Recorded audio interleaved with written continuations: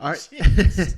Last game I wanted to ask you about, Shane, here. Again, in the SEC West, we've got two teams reeling a little bit here. Mississippi State at Auburn. Both teams coming off a loss. Both teams, I thought they had a really good chance to win last weekend heading into those matchups. And, this is a pivotal game here, Shane, because so much promise for the Auburn Tigers. So much, Mississippi State fans were feeling themselves too. I think each of these, their season's got an opportunity to go in a little bit of a tailspin if they can't win this weekend on the Plains. It's going to be tough for Mississippi State, but hell, they've won at Kyle Field.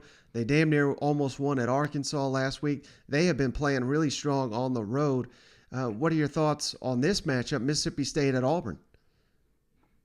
Yeah, well, clearly both of them disappointed off last week. So who rebounds? Right. Does the young staff there at Auburn get these boys ready? I mean, it does. I think it helps that it's at home. The Plains is always a tough place to play, but you still there's going to be a little bit of a hangover factor, I would imagine, and that's one thing you can't have with the Pirate because he will punish you for that if you come into a game not game ready for the Mississippi State Bulldog. They're going to pass all over you.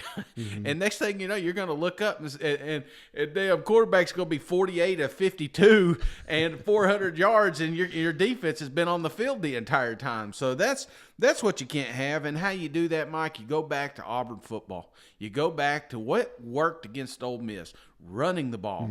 Run the ball. You get Tank going. You get this offensive line. It builds momentum, man, even as an offensive line. If you're an offensive lineman and your running back's getting about 6-7 yards a clip, you go in that huddle, you're pumped up, man. You're ready to get back out there because you're controlling that defensive front. And you got to be careful with Mississippi State because if you go in thinking that you can just do that, they will come out and they will punch you in the mouth. They got a good defense. They got a good offense. They just fell short a few times this year. You can look at that record and say, well, they're not that good. No, Mississippi State's a top 25 program, Mike. And if you go in thinking that they're not, you're going to lose. Yeah, as good as Mississippi State is defending the run, that's kind of what Arkansas did last weekend. They stayed committed to it, and it paid off there. Like I said, Dominique Johnson had himself a big game. That's got to be the recipe for Auburn, getting Tank, getting Hunter, getting Shivers, getting them going. That has got to be the key to this one, I think, for the Auburn Tigers. Whereas I wanted to ask you, any kickers we could send down there to Mississippi State? They got an open tryout down there, and hell, if they had a kicker, they would have won last week. You know what?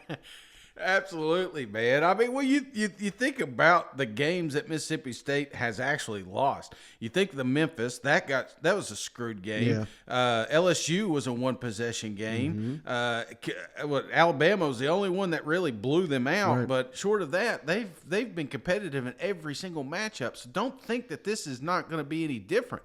It will be. And unfortunately, if it does come down to kicking, then give me Auburn because I'm not confident they can kick a field goal right now.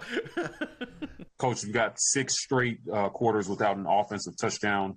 After being able to watch the tape from Saturday, besides just execution, what things are you looking to get corrected in practice headed into Mississippi State? Yeah, well, we know we have to correct. And I might as well just invite the Mississippi State's defensive staff in here if I told you all those things. One is we got to score touchdowns. I mean, 6 quarters and no touchdowns. That's pretty telling. That's not, what we're trying to accomplish on the offensive side. So we need to have better plays. We need to have better play calls. We need to have opportunities to score and create those on the offensive side. So we got to make plays. And we got to be a whole lot better. I thought 2 phases on Saturday against A&M played pretty good. And, offensively we did not. So that's got to be corrected.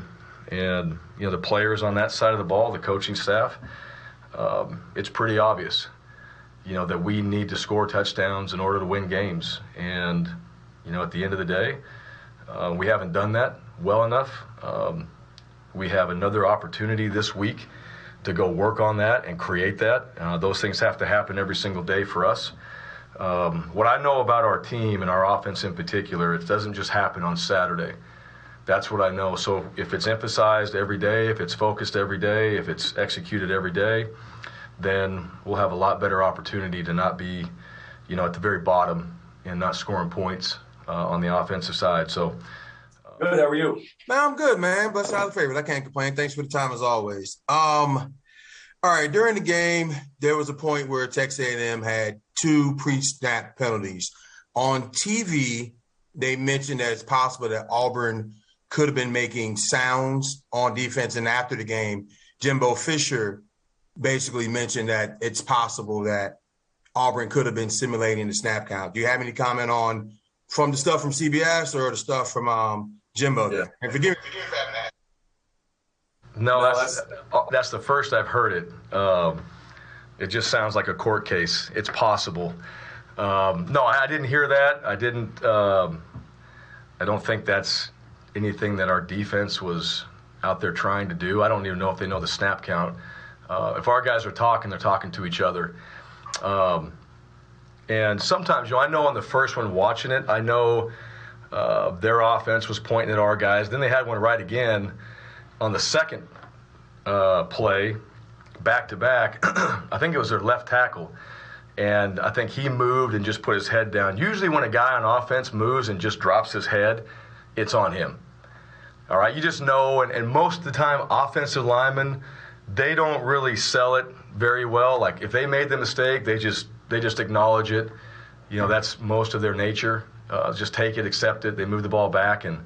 But no, I mean, that was even the environment there for when their offense was on the field, there's a loud hum in that stadium. So that's the first I heard of that either way. But no, I don't think that's anything from our side.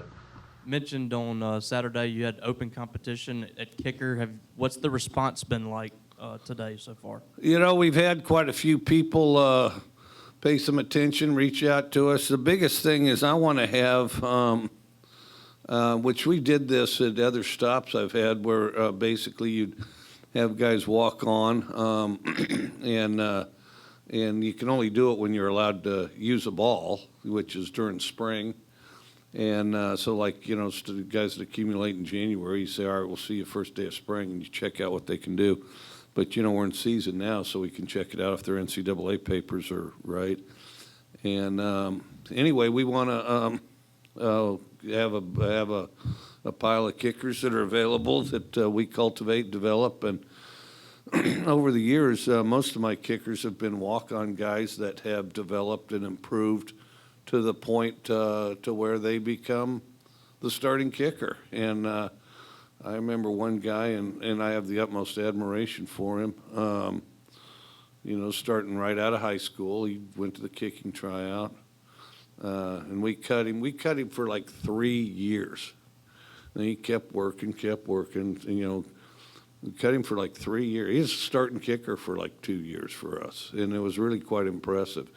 And he's, just became deadly accurate, grew a little bit. And so anyway, I just want to have a pile of kickers, and I want to develop them over time so that as they improve and elevate, they have a chance. I've also had a situation where the walk-on kicker played ahead of the scholarship kicker, which I'll do that without any hesitation because, whoever plays the best and helps us be successful is the guy we want out there.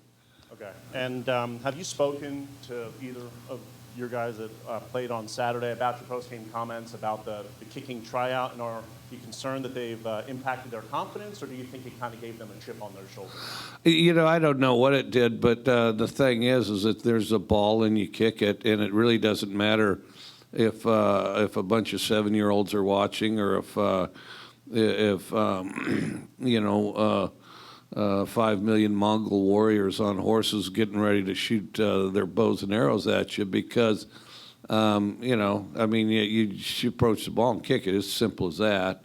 But I do want to have that depth, that we developed. And I just got to thinking about it that we hadn't done that. We hadn't done that here, and. It's just kind of automatic, as they would come through, and there'd be a list of about 40, you know, and some would kick it worse than you would think, like worse than you can, for example. And well, okay, so but some were even worse, trust me. And then some were quite remarkable. And those you'd keep around, kick drills, and then they'd work, develop, and then 2 years later, boom, there's your starting kicker, you know.